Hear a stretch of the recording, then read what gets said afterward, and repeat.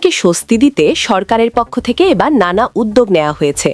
আমদানি করা হয়েছে চাহিদার তুলনায় বেশি পণ্য, পাশাপাশি রোজা ঘিরে গড়ে তোলা হয়েছে নিরাপদ মজুদ। বিশ্ববাজারেও এবার পণ্যের দাম কম, ফলে দেশে যোগান ও সরবরাহ স্বাভাবিক রয়েছে। এতে শবে বেরাতের পর বাজারে রোজার পণ্যের দাম স্থিতিশীল রয়েছে। তবে রোজায় অতি ব্যবহৃত পণ্যের মধ্যে পেঁয়াজ, খেজুর, মসুর ডাল, সয়াবিন তেলের দাম গত বছরের তুলনায় কেজি প্রতি 5 টাকা থেকে সর্বোচ্চ 30 টাকা বেশি দরে বিক্রি হচ্ছে। পাশাপাশি প্রতি কেজি দুধ কিনতেও ক্রেতাকে একই সময়ের তুলনায় 70 টাকা বেশি গুনতে হচ্ছে। ফলে রমজানে পণ্যমূল্য বৃদ্ধি নিয়ে শঙ্কা প্রকাশ করছেন ভোক্তা। রাজধানীর কাউরান বাজার, নয়া বাজার, মালিবাগ কাঁচা বাজার, জিঞ্জিরা বাজার ঘুরে খুচরা বিক্রেতাদের সঙ্গে কথা বলে জানা গেছে, বুধবার প্রতি কেজি ছোলা বিক্রি হচ্ছে 80 থেকে সর্বোচ্চ 95 টাকা, যা গত বছর একই সময় 115 টাকা থেকে সর্বোচ্চ 130 টাকা বিক্রি হয়েছে। ভরা মৌসুমে প্রতি কেজি দেশি পেঁয়াজ বিক্রি হচ্ছে 50-65 টাকা, যা গত বছর একই সময়ে বিক্রি হয়েছে 55 টাকা। বোতলজাত সয়াবিন তেল প্রতি লিটার বিক্রি হচ্ছে 195 টাকা, যা গত বছর রোজার আগে 176 টাকা ছিল।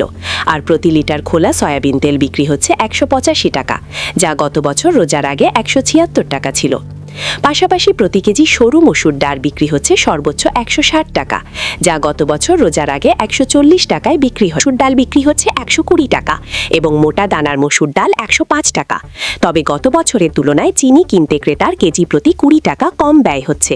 খুচরা বাজারে প্রতি কেজি খোলা চিনি বিক্রি হচ্ছে 105 টাকা, যা গত বছর একই সময় বিক্রি হয়েছে 125 টাকা। আর গুঁড়া প্যাকেটজাত দুধের মধ্যে প্রতি কেজি ডিপ্লোমা দুধ 920 টাকায় বিক্রি হচ্ছে, যা গত বছর রোজার আগে 840 টাকা ছিল। রাজধানীর কাউরান বাজারে নিত্যপণ্য কিনতে আসা মোহাম্মদ আমিনুল ইসলাম বলেন, এবার শবে বেরাতের আগে ও পরের দিন বাজারে পণ্যের দাম বাড়েনি। বাজারে পণ্যের সরবরাহ পর্যাপ্ত আছে। তবে গত বছর রোজার আগের তুলনায় দাম কিছুটা বেশি, তাই মনে শঙ্কা হচ্ছে সামনে কি হয়। কনজিউমার্স অ্যাসোসিয়েশন অফ বাংলাদেশের ক্যাবের কেন্দ্রীয় কমিটির ভাইস প্রেসিডেন্ট SM নাজের হোসাইন বলেন, রমজানে ভোগ্যপণ্যের দাম বাড়ার সবচেয়ে বড় ঝুঁকি হল অসাধু ব্যবসায়ীদের নিয়ন্ত্রণে সরকারের আইন প্রয়োগের বড় দুর্বলতা। এবার বাজারে যে পরিমাণ পণ্য সরবরাহ আছে তাতে রোজায় দাম বাড়ার কথা নয়। আর গত বছরের তুলনায় কেন বেশি দাম সে বিষয়ে তদারকি করতে হবে। অনিয়ম পেলে আইনের আওতায় আনতে হবে। বাণিজ্য উপদেষ্টা শেখ বশির উদ্দিন বলেন, রমজানে কিছু পণ্যের দাম কমবে।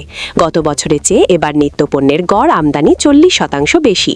এই সরবরাহ পরিস্থিতি ও পণ্যমূল্যের স্থিতি বিবেচনায় গতবারের চেয়ে এবছরের রমজান স্বস্তিদায়ক হবে।